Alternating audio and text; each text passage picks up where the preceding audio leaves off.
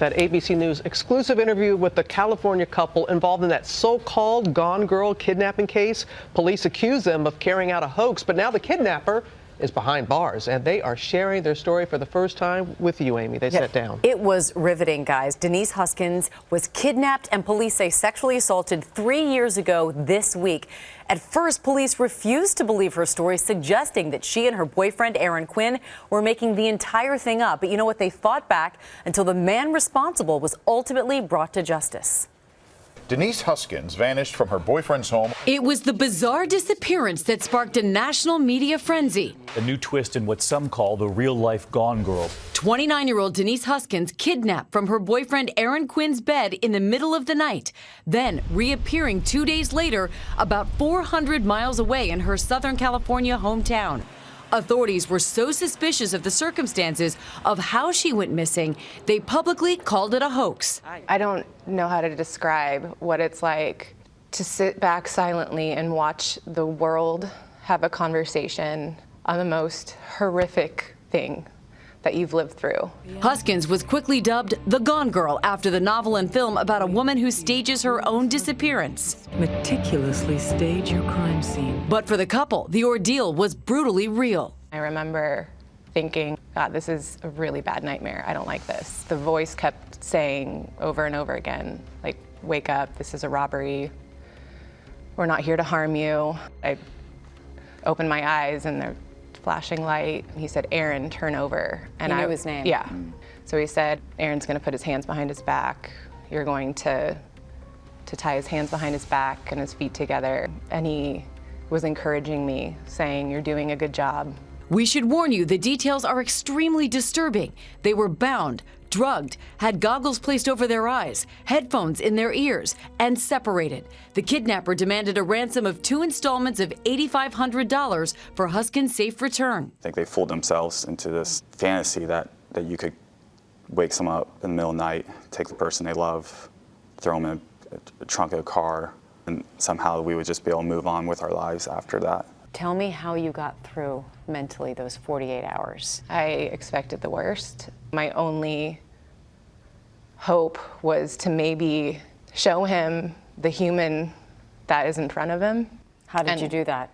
He spoke to me a lot. He shared with me that he just had a difficult time in his life. And so I kind of shared with him something that happened when I was younger, hoping maybe that, knowing that I've already been assaulted, that he won't want to add to it, but, you know. He raped you? Yeah.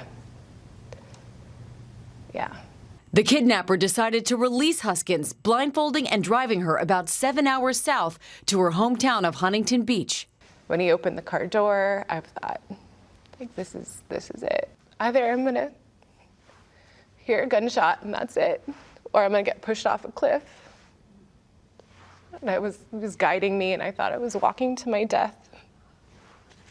And then I heard a door close behind me, and I pulled up the blindfold, and I thought, oh God,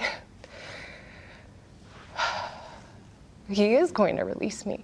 And this entire time, Aaron, you go to police, and the moment you walked into the door, nobody believed you.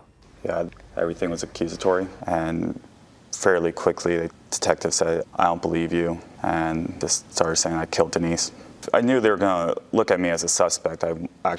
That's what they should do. I was the last person to see her. If she didn't get the kidnappers to let her go, I would be behind bars. There's so many parallels to how I was treated by the kidnappers and how I found out Aaron was treated by the good guys. Shortly after Huskins reappeared, the Vallejo Police Department held this press conference. Our investigation has concluded that none of the claims has been substantiated. Mr. Quinn and Ms. Huskins has plundered valuable resources away from our community. They say this was a kidnapping hoax. Mm-hmm. When all this stuff was happening, we know that they're still out there. We know that the public is in danger. They're trained professional criminals, like they're going to do this again. 3 months later, another kidnapping. This time, a failed attempt led to the arrest of Huskins' captor, a 38-year-old Harvard-educated former attorney named Matthew Mueller. You stood up in court and you faced Matthew Mueller, and you said, "I am the woman behind the blindfold." Yeah. And I looked him in the eyes. He saw me, every part of me, but he never looked into my eyes. And so I wanted to make sure that he saw me, and he did. Mueller was sentenced to 40 years in prison, but the couple says that's not enough. The Vallejo Police Department did eventually apologize. Yeah, they wrote a letter of apology. How was it received by you?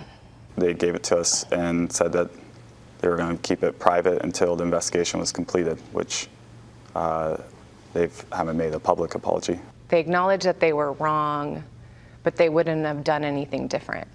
It's kind of like, sorry, I'm not sorry. Last week, Huskins and Quinn settled a civil lawsuit with the Vallejo police for $2.5 million. The police declined to speak to ABC News until after that settlement is signed, but they do not admit any wrongdoing. Do you believe that Matthew Mueller did not do this alone and that his co-conspirators may still be out there? Yeah. Yes. How does that make you feel? Terrified. Yeah. I know people called your story stranger than fiction, but isn't it true that truth is often stranger than fiction? This was only strange because the law enforcement made it strange. Right. This was people broke into my home, threatened my family, threatened to hurt the person they kidnapped, charged a ransom. If they came out and said, this is a kidnapping, followed the evidence, got Denise back, no one would be talking about GoneGirl or anything like that.